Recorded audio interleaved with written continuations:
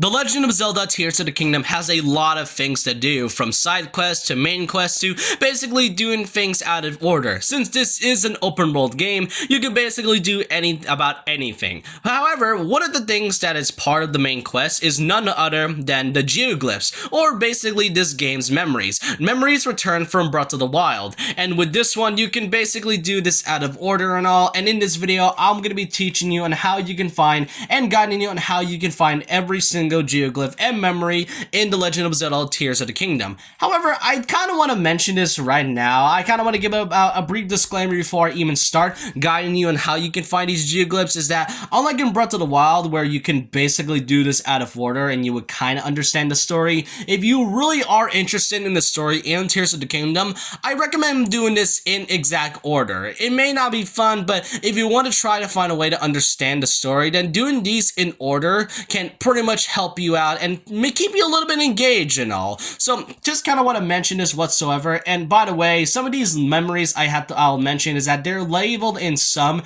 numbered fashion. You'll see when I get to the whole guide and all. But with that, let's get started on how you can find all the memories and the geoglyphs in The Legend of Zelda Tears of the Kingdom.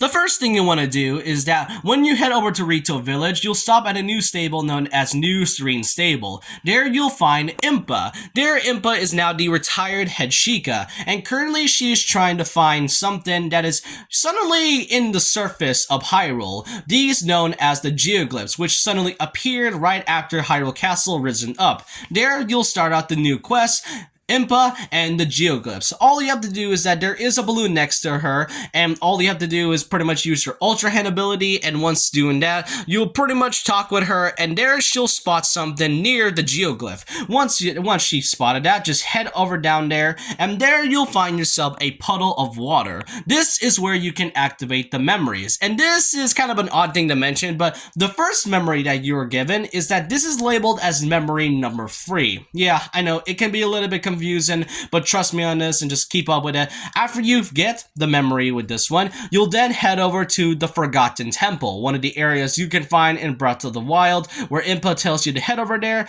and once you head over there and go to the very end of the Forgotten Temple, you'll then notice something interesting in the floor. This is where you can find all of the different geoglyphs, and like I said, I highly recommend doing this out of order. The first one is already right here near Rito Village and all, and so not only that, the walls and murals are also going in order. So this is the first one you'll get, and while this is labeled as the Dragon Tier number 1, this is labeled as the memory number 3.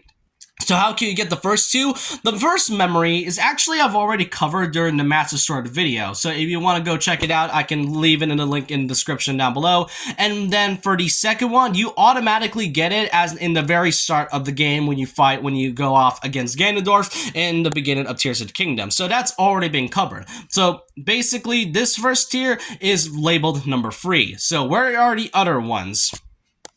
The second memory that you can find is actually near Rito Village. This is where you can find it between both the Rito Village and the Tibetan region, and this is known as an unfamiliar world.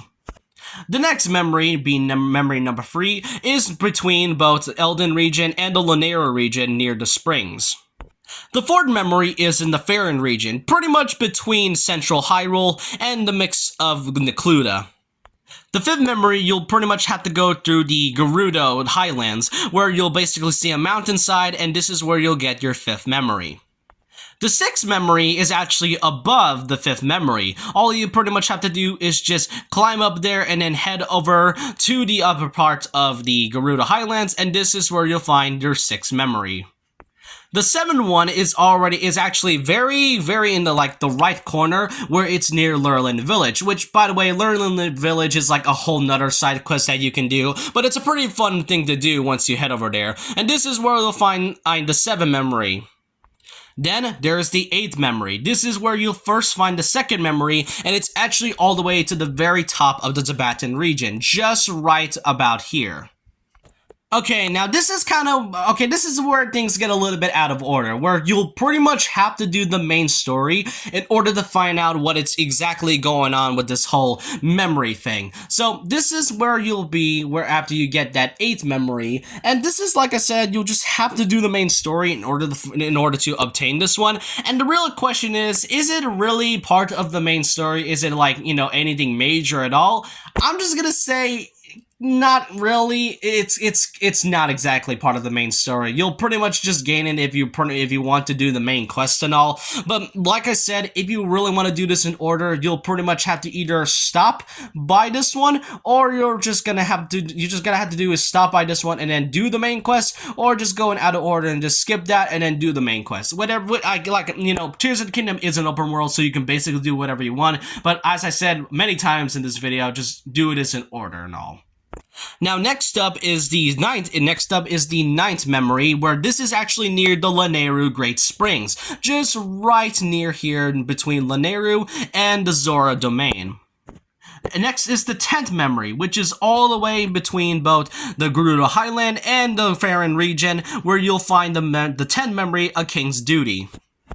Alrighty, now we're back to another stopping point of this video, where this is where you'll have to do another main quest in order to find out what this memory is all about after you get this certain memory, and this is part of the main story for those who are interested. Now, because unlike the one I mentioned where it's not part of the main story, this is kind of where you'll find out of more of the story behind Zelda and what was going on between her and pretty much everything else. So this is what you'll have to do if you want to do the main quest.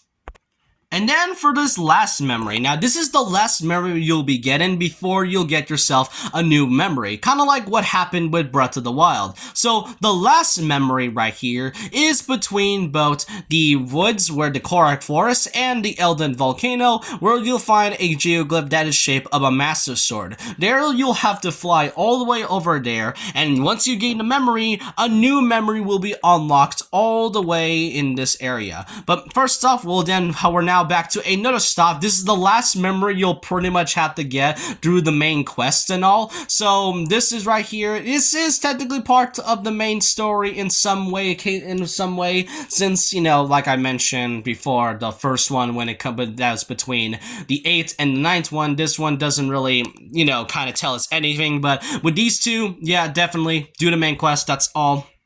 But now, the final memory that you are given in this game is none other that is near the East Akala region, near Risk Peninsula. Once you'll head over to that area, you'll finally do the last memory, and this is where you'll pretty much end this off right now. Now, there is a total of 18 memories, like I mentioned in the start. The first memory is gained from when I mentioned it during the Master Sword, but the 18th memory is also during that Master Sword video as well, so you can check that video all if you want.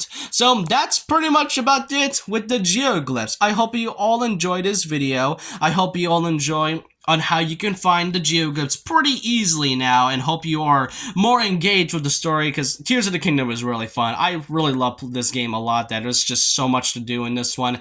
But I hope you all enjoyed this video. Leave a like, comment, subscribe, hit the notification bell for more videos, follow my Twitter, and I'll see you guys next time. And remember this, once a legend, always a legend.